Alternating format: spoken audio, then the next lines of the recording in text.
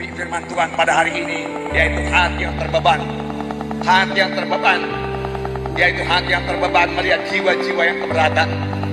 Hati yang terbeban melihat jiwa-jiwa yang menderita. Hati yang terbeban melihat jiwa-jiwa yang hidup dalam dosa.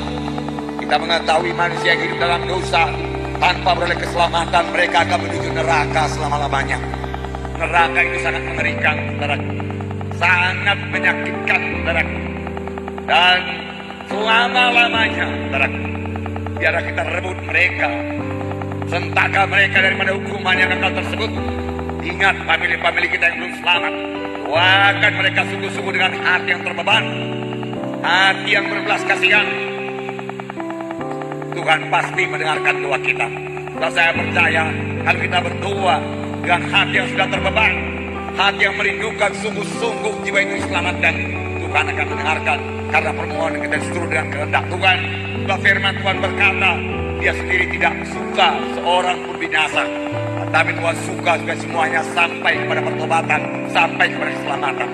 Oh saudaraku, bangunlah saudaraku, bangkitlah saudaraku. Jangan mau sama seperti orang dunia ini memiliki hati yang beku, hati yang tidak peduli, saudaraku. Banyakkan hati manusia sekarang ini tidak peduli orang lain, sudah egoistis. Tetapi mari kita kembangkan hati kita, bukan mengasihi diri kita, memperdulikan orang lain, menolong orang lain, saudaraku. Miliki hati yang terbeban, saudaraku. Kita akan melihat hati contoh mengenai hati yang terbeban, hati yang berbelas kasihan dalam buku Nehemia. Kita melihat Nehemia sendiri. Nehemia adalah seorang yang berhasil membangun kembali tembok Yerusalem yang sudah runtuh. Saudara, kalau dikatakan tembok Yerusalem, jangan saudara berpikir tembok Yerusalem hanya seperti dinding ini saja, tebalnya barangkali setengah meter. Tidak, saudaraku. Tembok Yerusalem, saudaraku, mempunyai tebal kira-kira 6-7 meter. Begitu tebalnya tembok itu, sehingga kereta berkuda bisa berlari di atasnya. Itu yang akan dibangun, dan itu sudah berserakan, bertaburan karena dihancurkan oleh musuh. Tetapi ada seorang yang terbeban, bukanlah seorang penguasa, bukanlah seorang yang sangat kuat, bukanlah seorang yang sangat berbakat, bukanlah seorang yang sangat pintar, hanya orang biasa saja. Nehemia seorang juru minuman raja, tetapi dia berhasil membangun tembok Yerusalem. Apakah rahasianya keberhasilannya ini? Berhasil membangun tembok Yerusalem. Saudaraku, saya mau terangkan kepada saudara bahwa Nehemia berhasil bukan karena kekuatan yang luar biasa atau kuasa yang ada padanya, kedudukan yang tinggi atau modal yang besar, bukan. Nehemia berhasil karena karakter. Karena karakter. Saudaraku, karakter rohani ada pada Nehemia. Karakter Tuhan ada pada Nehemia. Saudaraku, karakter Tuhan bukan hanya milik Nehemia.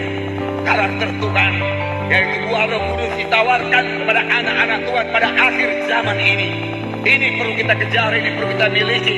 Karakter rohani seperti ini yang membawa kita kepada keberhasilan.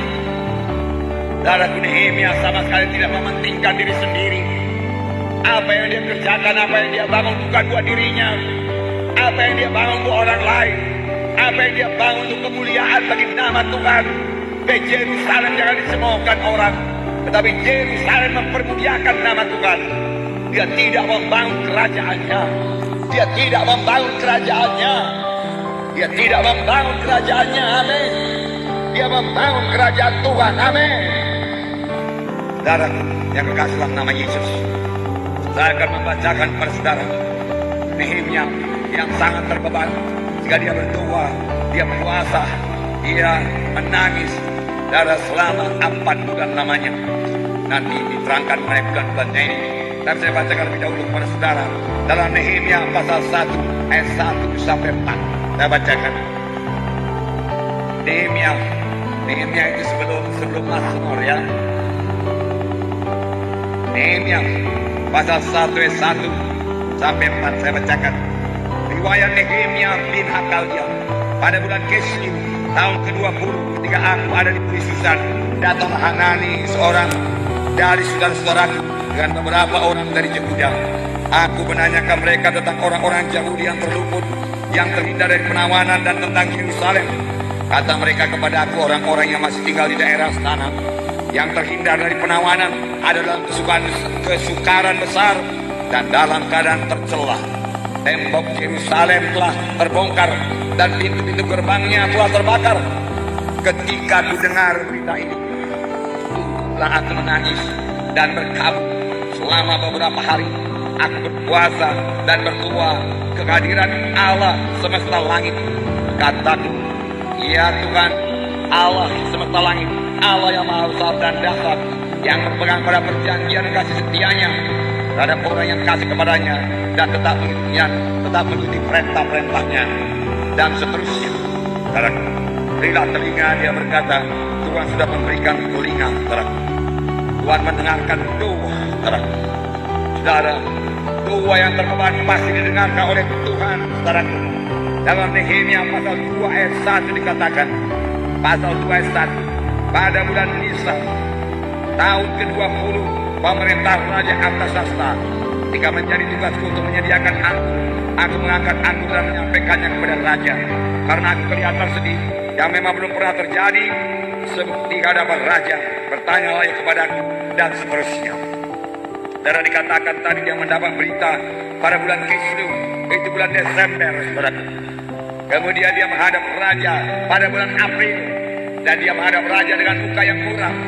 Berarti selama Desember sampai April mukanya muram, dia menangis, dia mencucurkan air mata, dia terbeban pada tembok Yerusalem dan orang-orang yang tinggal di sana dalam keadaan tercela. Satu kota yang temboknya sudah runtuh, bentengnya sudah runtuh, adalah menjadi bulan-bulanan musuh saja.